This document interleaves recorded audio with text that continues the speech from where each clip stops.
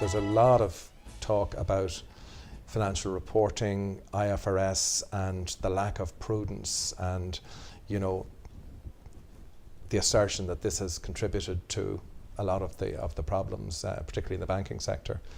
And you'll see in the article that I've included a number of quotes from witnesses at the Banking Commission hearings in the UK, and a number of really quite eminent people have made some fairly bizarre, in my opinion, comments about the changes that have happened in financial reporting and the manner in which those changes have come about. There's even a suggestion that it was almost some kind of secret conspiracy to abolish prudence without people fully understanding what was happening.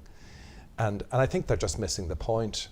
And Sir David Tweedy, whom I've also quoted, makes a number of very telling points, really rebutting those comments, and I'd really be totally in sync with his views.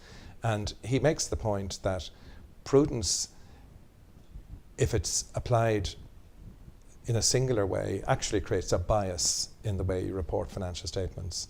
And what was trying to be achieved was neutrality and transparency, so that people could really understand what makes up the key numbers, and particularly how estimates are dealt with in financial statements.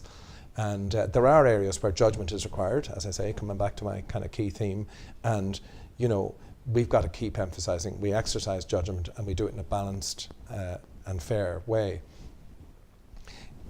Just to really close out on that prudence point, some of the commentators referred to what I think they consider the good old days, when people could build up buffers and effectively have something squirreled away for the rainy day, so that when things got tough, they'd be able to report kind of okay results by releasing the buffers from the past. And again, there's a very good comment made rebutting that and making the point that actually, the trouble with that system is nobody knows really what's going on. You could be hiding losses just as well as profits.